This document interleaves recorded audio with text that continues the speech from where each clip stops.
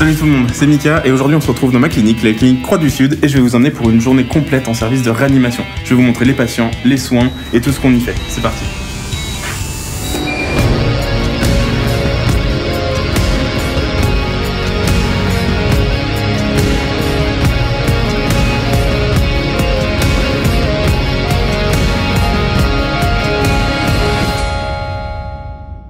Donc là, on va commencer la journée par la relève, c'est-à-dire que l'équipe de nuit va passer les informations de ce qui s'est passé la nuit à l'équipe de jour. Ensuite, on va enchaîner sur le staff. Donc là, il y a toute l'équipe de jour qui est présente avec le médecin anesthésiste réanimateur. Ils font un état des lieux de tous les patients et ça donne un peu la ligne directrice de comment va se passer la journée. Les cours de l'hospitalisation, une trachéotomie est proposée. On a du mal à avancer sur le diagnostic de détresse respiratoire. 86 ans, 52 kg, qui est rentré le 12 pour un subo-AP avec une hyperkaliémie. Une patiente de 51 ans qui est rentrée le 7 novembre, post-talcage pleural gauche. Donc là, le staff vient de se terminer et une des choses les plus importantes en réanimation, c'est les soins d'hygiène. Donc là, on va aller voir la toilette du patient. Où est la réanimation? Oui, un instant, s'il vous plaît. C'est la famille de la 8. Oui. Accompagnement, du coup. Ouais. Pour mettre un peu de contexte, cette patiente est en fin de vie et c'est la famille qui vient d'appeler le service. En recevant l'appel téléphonique, Mathieu va donc aller voir le médecin anesthésiste réanimateur pour organiser durant la journée au plus vite une rencontre et un moment privilégié avec eux. Ah, c'est marrant, il y a des photos. Ouais. C'est top. On demande souvent. C'est bien ça. Ouais. T'en as, ils amènent pas. T'en as, ils veulent pas. Ouais. Je pense que c'est important en plus. Oui. C'est... Ouais. Puis quand ils se réveillent, bon, pas tout de suite, mais. Oui, ça aide beaucoup. Ouais.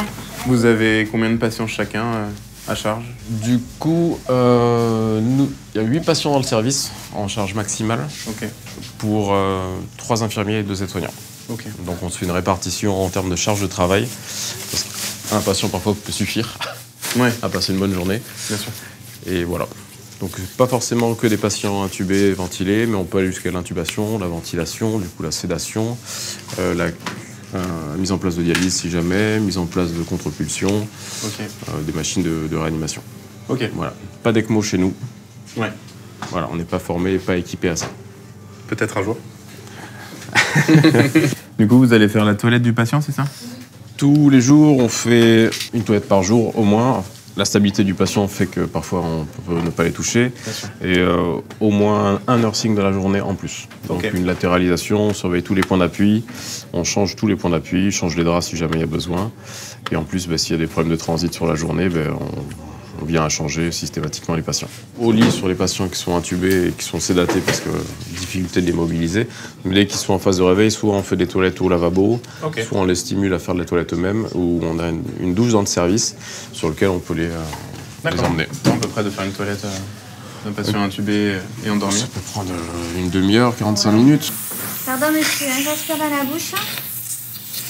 Attendez, je sais pas. Tu sais, quand j'ai fait ma formation d'aide-soignante, j'ai fait un stage en réa à Rangueil. Les filles m'expliquaient qu'il était hyper important de parler au patient endormi. Et moi, je comprenais pas pourquoi est-ce qu'elles me disaient ça. Je me disais, elle va me répondre, pourquoi je lui parle. Et en fait, je me rends compte que c'est hyper important. Parce que comme ça leur permet... Enfin, moi, j'ai l'impression que ça leur permet d'apprendre un peu nos gestes, tu sais. Ils savent où on va, ils savent... Et du coup, c'est une habitude que tu as, même quand ils dorment vachement bien ou quand ils sont en train de se réveiller. Pardon, monsieur, j'enlève petites électrodes. Vous n'êtes pas trop poilu, alors ça tire pas trop. Je vous enlève la colle, mon bon monsieur, parce que les électrodes... On pourra dire que si tu l'as connu, je monte un peu la FiO2 le temps de la toilette. Parce que... Je l'ai remonté pourtant un peu. Ouais, il est trop juste, faut le dialyser. Il a pris 12 kilos en 2 jours. Vous travaillez toujours à deux, du coup, pour ce genre de soins? Oui.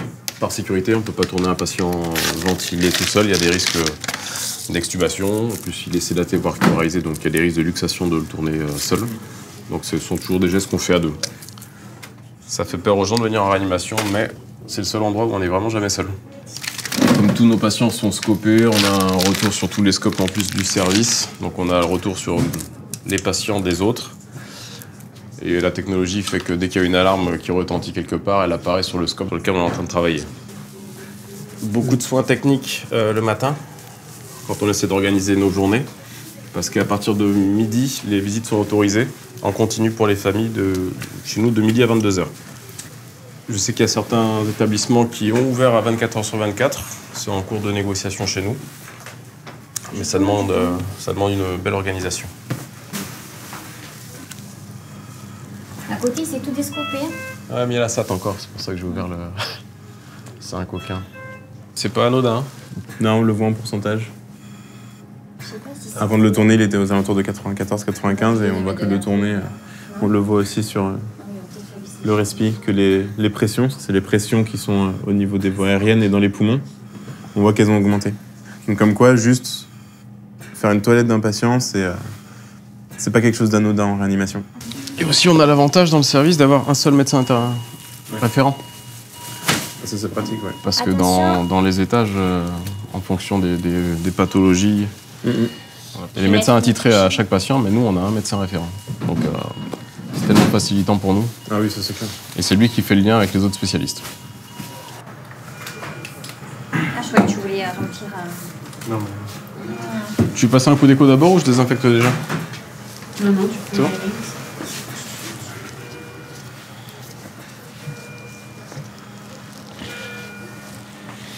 Tu peux me prendre une électrode, s'il te plaît? Pardon, monsieur. Qu'est-ce que vous allez faire du coup? Là, on va poser un cathéter de dialyse sur une voie jugulaire. Ce monsieur est en défaillance multiviscérale et il a déclenché une insuffisance rénale pour laquelle la dialyse va suppléer. D'accord. Un peu dur. Bah, oui, je sais, c'est... Parce que j'étais petite. Il n'y a pas d'extra système. Qu'est-ce que tu regardais là sur le scope? Des troubles du rythme cardiaque. Le docteur a mis en place un guide. Voilà, je le vois, le guidon dans la veine. Le guide qui va permettre de monter le cathéter dans la veine. Sauf qu'il est long et il vient stimuler un petit peu les parois du cœur. Ça peut faire des troubles du rythme. Non, c'est pas terrible. Hein. Non. Pas de lactate. Ouais, c'est ce que je regardais, c'est... Tant mieux. Pour vous expliquer, en gros, Mathieu a fait ce qu'on appelle un prélèvement artériel, donc il a pris du sang au niveau artériel, et il a utilisé cette machine pour l'analyser. On choisit évidemment le produit, la seringue. Je vais pas faire le test, mais vous mettez la seringue juste au bout, comme c'est mis sur l'écran, et après vous demandez le type d'analyse que vous voulez. On va aller voir le patient qu'on a vu tout à l'heure, à qui on a posé un cathéter de dialyse, et on va lui faire une radio pour voir si du coup le cathéter est bien placé, et s'il n'y a pas de souci aussi au niveau pulmonaire.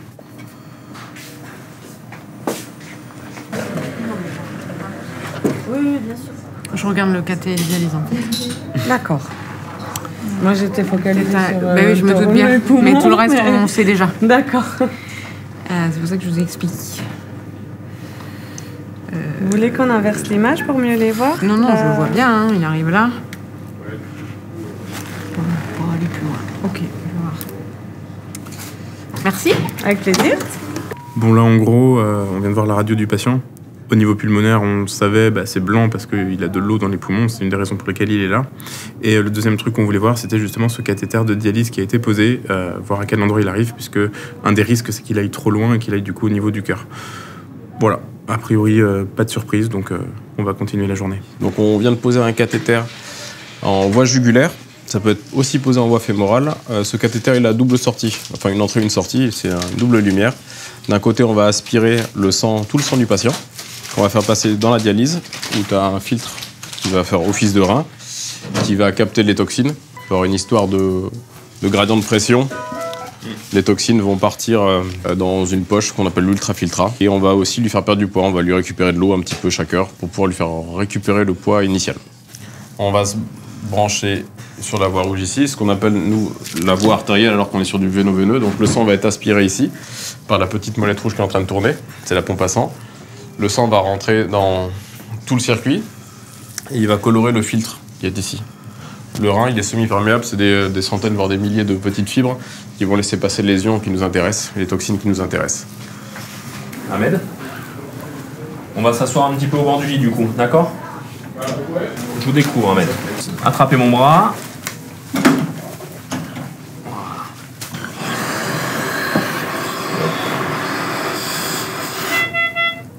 Merci.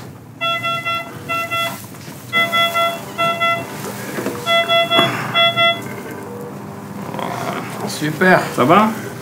Ça fatigue, hein? Allez. Respirez. Les draps seulement.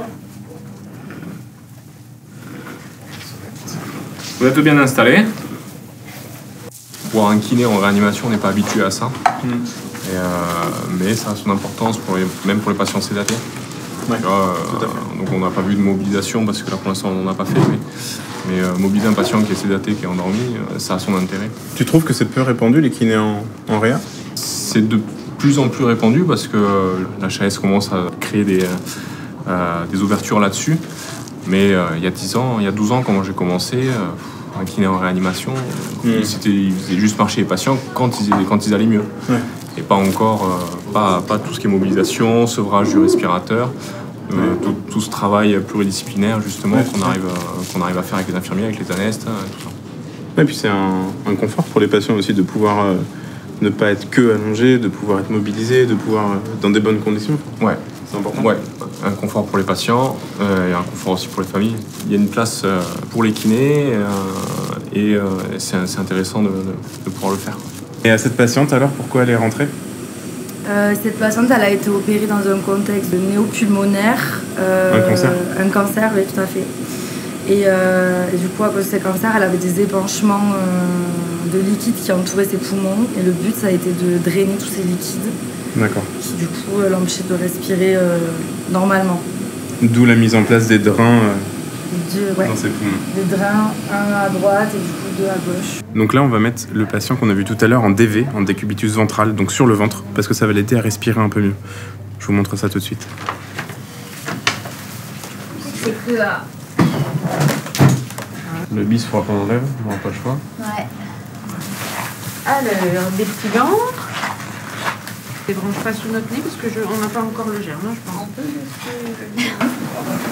Vous êtes parti pour l'instant.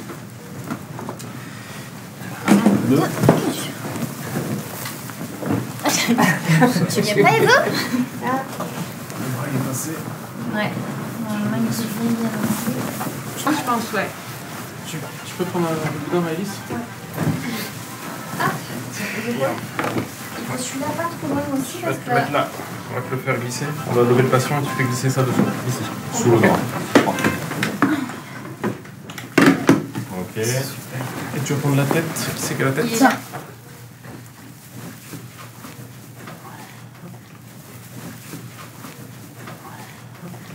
Donc, comme vous a dit Mathieu tout à l'heure, les médicaments ne sont plus dans les chambres de patients, a priori par question de sécurité. Dans le chariot d'à côté, on aura plus tout ce qui va servir aux soins de nursing, donc à savoir les soins de propreté et de confort. On aura tout ce qui est les crèmes par exemple, et certains matériels comme les alaises, les gants, etc. Ce qui est super cool par contre dans les chambres de cette réa, c'est qu'ils ont des télés avec notamment la radio dessus. Donc ce matin, on a pu faire tous les soins du patient en musique, et ça permet aussi de laisser le patient dans un certain environnement vachement agréable. Réveillez-vous, Marc.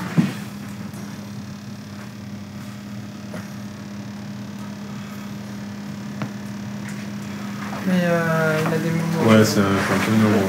Il enroule un peu. Oui. Mais je dis pas que des conneries, hein.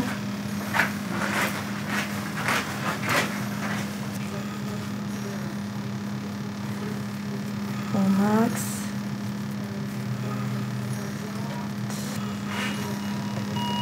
C'est normal, c'est parce que je touche au bâtard artériel. Et voilà. Le patient, du coup, il est en train de se réveiller, c'est ça? Ouais, je pense. Du coup, on a le monitorage au niveau du bis là qui nous montre que déjà il est vraiment pas loin. Sur le respi, je vois qu'il travaille un peu. Donc je vais aller voir avec le médecin pour adapter là le respirateur à ce que lui fait et ce qu'il est capable de faire. Donc là, ce qui est en train de se passer, c'est que l'équipe a enlevé les médicaments qui font dormir le patient et le patient commence à se réveiller. C'est pour ça qu'il tousse, donc c'est plutôt bon signe. Je veux quand même le laisser en volume contrôlé pour l'instant, Ah ouais vu l'état des poumons. Tant qu'il ne désature pas. Après, ouais, je vais respirer un petit coup. Après, oui, comme il va mieux, on peut un peu baisser les sédations.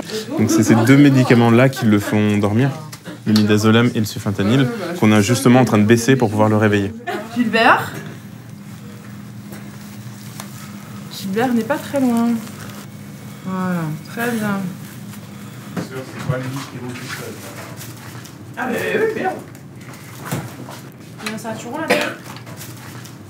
Je viens de croquer un bout de poids, toi, ça m'a tué. Allez, on est bon. Ben là, du coup, on reçoit une entrée du bloc et du coup, on a envoyé le lit et le patient va remonter dans son lit pour qu'on puisse l'installer. Je crois que c'est un patient qui vient de vasculaire, de ce que j'ai compris. Chirurgie vasculaire. Doucement, monsieur, doucement. Ça va, on s'occupe de vous. C'est le patient qui vient du bloc opératoire, du coup. Ils sont en train de faire l'entrée. Ils le réinstallent, ils vont remettre le scope, le respi, parce qu'il est toujours intubé. Et le médecin va venir faire l'état des lieux. Donc on va voir tout ça. C'est combien de sécrétion, pas grand-chose. On n'a pas vraiment nickel. On va essayer d'aspirer. Il est PPCO, mais ça va.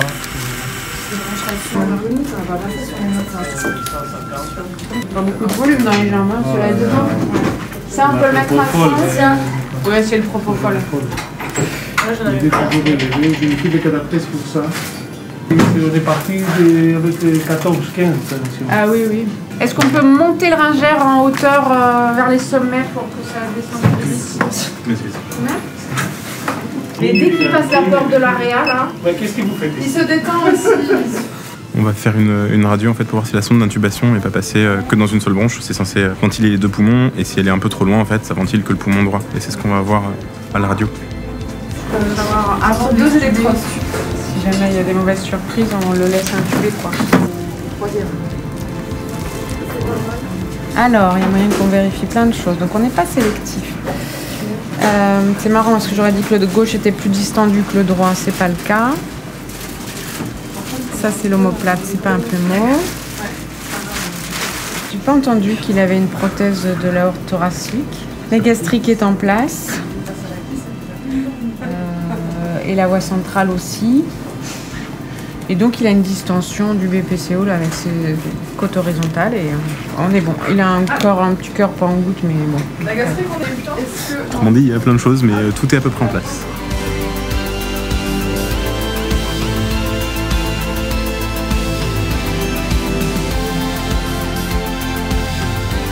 Merci à tous d'avoir regardé cette première vidéo sur ma chaîne. Je remercie beaucoup l'équipe de réanimation qui m'a vraiment bien accueilli, Ramsay et la clinique de Croix-du-Sud qui m'ont permis de faire cette vidéo. C'est un projet qui se lance, donc je sais que vous connaissez la chanson, mais sincèrement, si vous vous abonnez, que vous commentez, que vous likez, bref, tout ce qui peut faire vivre cette chaîne, n'hésitez surtout pas à le faire si le projet vous plaît. En attendant, prenez soin de vous et je vous dis à la prochaine.